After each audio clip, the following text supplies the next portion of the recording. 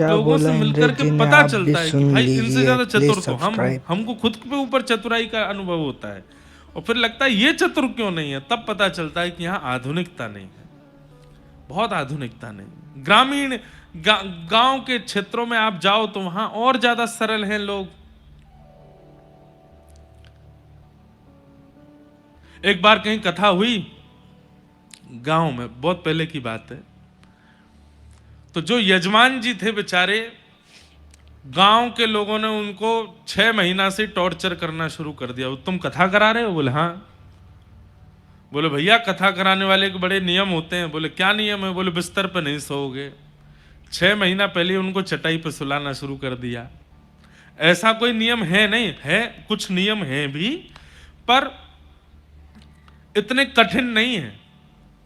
कहने का अभिप्राय ऐसा है कि कथा कराने वालों को थोड़े नियम व्रत में रहना चाहिए, और व्रत इसलिए करना चाहिए ताकि हमारी कथा, हमारी जो आयोजन है वो सफलतापूर्वक पूर्ण हो जाए।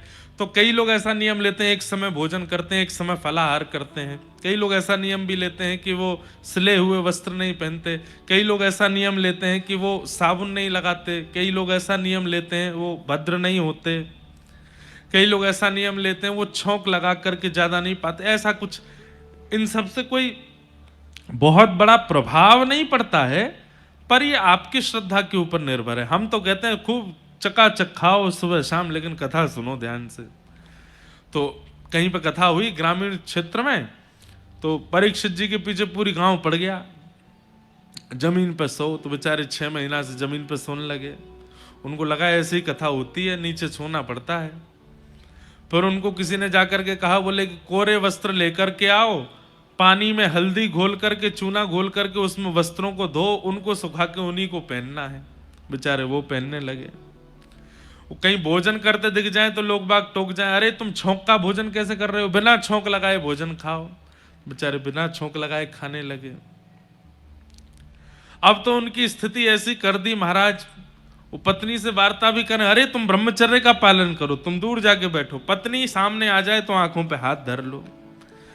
इतने नियम करवा दिए उनसे कि जब 6 महीने बाद हम पहुंचे तो बेचारे ऐसे लग रहे थे जैसे हैंगर पे कपड़ा टंगा हो, पतले दुबले बेचारे, मुख के सारे तोते उड़े हुए थे उनके, भद्र भद्र कर दिया था उनको, और गांव के लोग उनको चला रहे थे।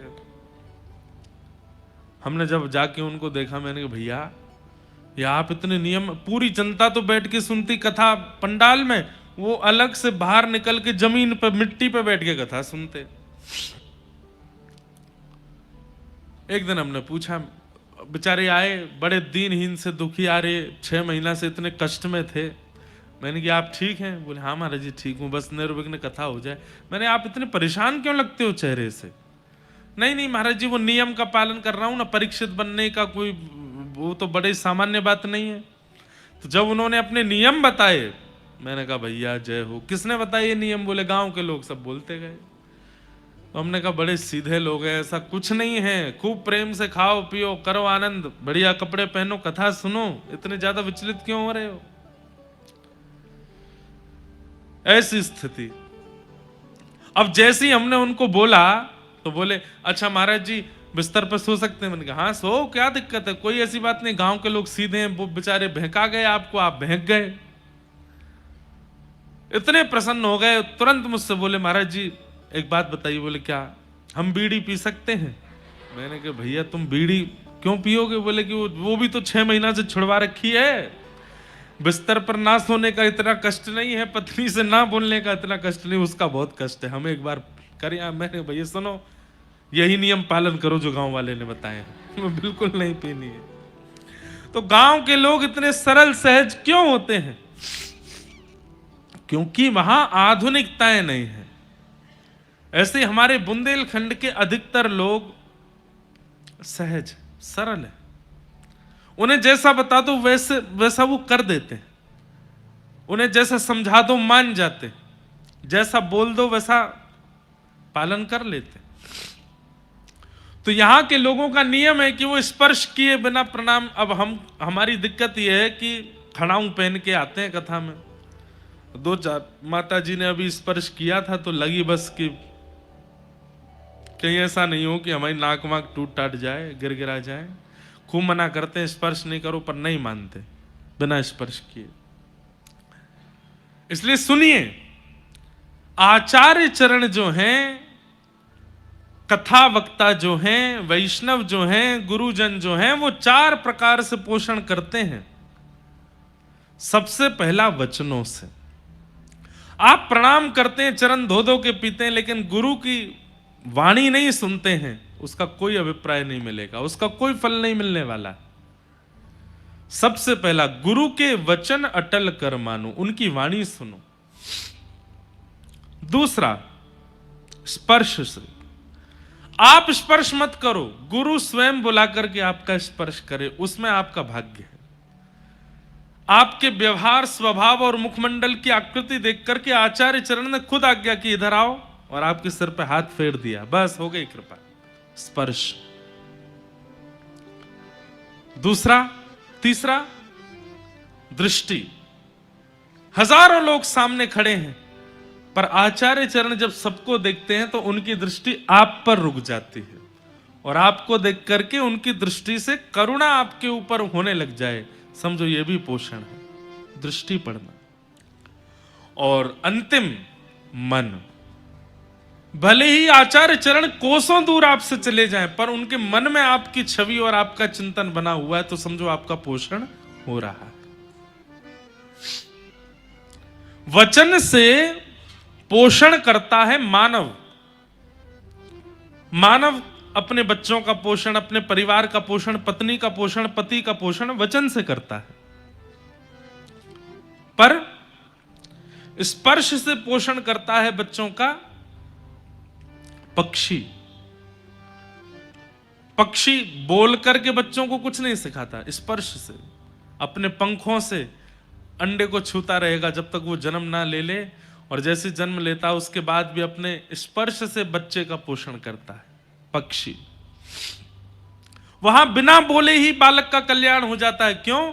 क्योंकि उसके गुरु, उसके आचार्य, उसके माता पिता स्पर्श कर रहे हैं। मानवों का कल्याण वचन से भी होता है, स्पर्श से भी होता है, और तीसरा होता है दृष्टि से। दृष्टि से पोषण करती है मछली। मछली जब बालकों को जन्म दे देती है तो उसके बाद, अब मछली के हाथ तो होते नहीं, ऐसा कुछ व्यवस्था तो है नहीं, वो क्या करती है? केवल देखती है, और दृष्टि मात्र से अपने बालकों को सब सिखा देती है मछली। उसके पास वाणी नहीं है, उसके पास स्पर्श करने के लिए हाथ नहीं है, वो केवल दृष्टि से अपने बालकों का पोषण करती है। और चौथा आता है मन। मन से पोषण करता है कछुआ। कछुआ बालकों को जन्म देता है, और देने के बाद बालक उससे विलग हो जाते हैं। बालक चाहे हजारों मील दूर चला जाए, पर कछुआ नेत्र बंद करके अपने मन से अपने बालक का पोषण कर देता है। मादा कछुआ जो होती है वो नेत्र बंद करके मन से अपने बालकों को संतुष्ट कर देती है, आनंदित कर देती है। जैसे छोटा बालक बिलखता है बिना मां के, ऐसी कछुए की मां जो होती है वो बिलखते हुए बालक का केवल स्मरण करती है, और उस बालक को वही ममता का अनुभव होने लग जाता है। वो मन से स्मरण करती है, मन से पोषण करती है। ऐसे ही हमारी हिंदू वैदिक सनातन धर्म परंपरा में आचार्य चरण भी चार प्रकार से पोषण करते हैं: वचन, स्पर्श, शब्द और मन। वचन, स्पर्श, दृष्टि और मन, इन चारों में से किसी भी परकोटे में आपका प्रवेश हो गया, आपका कल्याण निश्चित है। या तो आप गुरुजनों की वचनामृत की श्रेणी में आ जाओ कि वो जो कहें उस पर आपको अटूट विश्वास है, बस चलते रहो। अच्छा, इसमें एक बात और है, इन चारों प्रक्रियाओं में प्रथम जो है, इस पर अधिकार आपका नहीं, इस पर अधिकार आपका है। वचन गुरुदेव बोलेंगे, सुनना आपको है। बाकी तीन पर अधिकार आपका नहीं, वो तो गुरु कृपा से प्राप्त।